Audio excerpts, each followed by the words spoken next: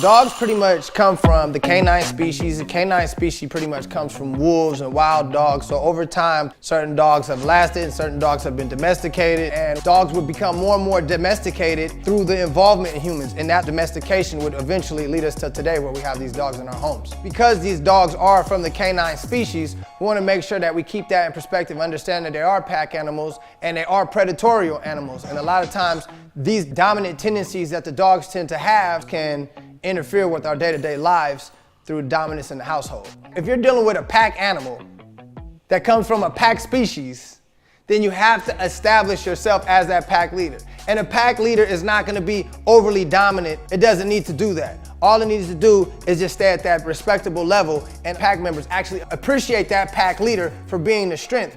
So if you're having dog problems and the dog is being aggressive with new people and aggressive with the neighbor's dog, then that behavior is just going to snowball every day if it's being reinforced and not being addressed. Now, a lot of times some people will try to say redirect the dog or try to avoid the problem, but that's just like avoiding the bully at school every day. You're gonna face it, okay? So you cannot run away from your problems. You have to make sure that you establish the leadership that you need, and there's times where you're gonna have to make these small corrections to make sure we're appropriately addressing these issues.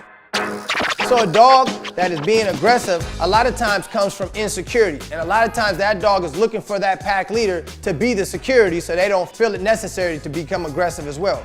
On the flip side, you have dogs that are being dominant and aggressive because it's not being addressed by the higher member. And what's happening is that behavior will start to snowball and create more and more problems. And a lot of times when people are undercorrecting it, they will actually throw gas on the fire and create more of the problem. For example of throwing gas on the fire will be if you ignore the problems or simply just walk away, your dog's gonna walk away successful, and that behavior is gonna continue to persist. So some of the behaviors to watch out for if you're dealing with a dominant dog is a dog that is overly confident, kind of pushes you around, maybe growls at other dogs, maybe kind of mounts up on other dogs when he's in a social setting. A dog that might be a little bit overly dominant with other dogs in play and roughhousing. Those are simple characteristics of, say, a dominant dog. Then you have submissive dogs that are going to be a little insecure. You'll see they're more in an avoidance behavior. Their body language will show that they're a little bit scared and they're trying to get away. And a lot of times it's a fight or flight situation. So if they can't run, they can only fight, and that's when you get the aggression from the nervous behavior.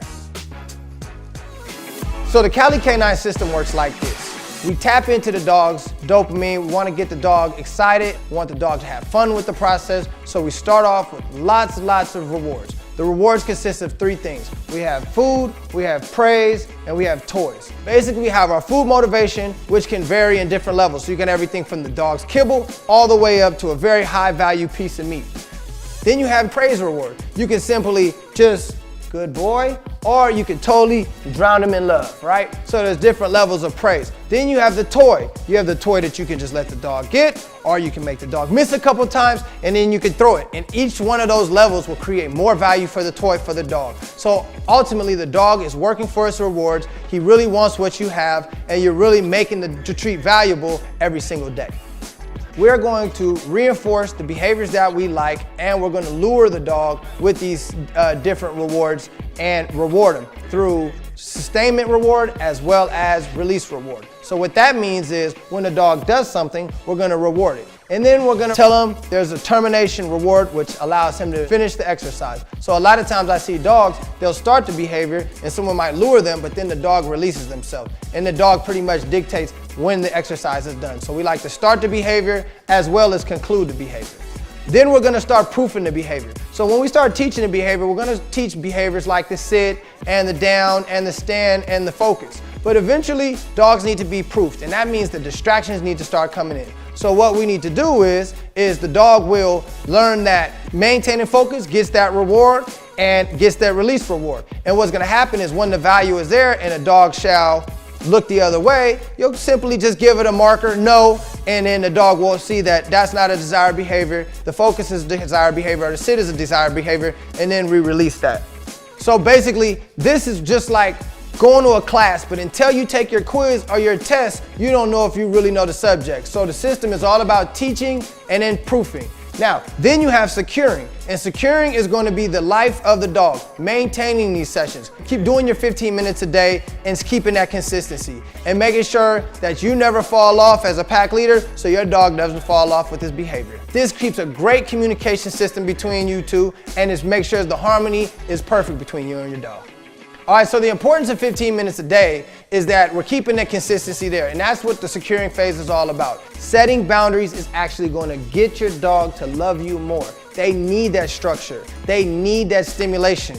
And my Cali Canine system is all about teaching you that exact thing. So we really want you guys to understand the value of the consistency. Yes, we can train your dog and send him home, but your dog will unravel like a mummy if he does not get that securing 15 minutes a day. That's just part of the program. So the key is here, let's get your dog motivated, let's keep him motivated, let's make sure you're the pack leader by being the funnest thing in the room, you're the party, you're everything, and the dog will desire you over everything because you've built that in your relationship. So keep doing this Cali Canine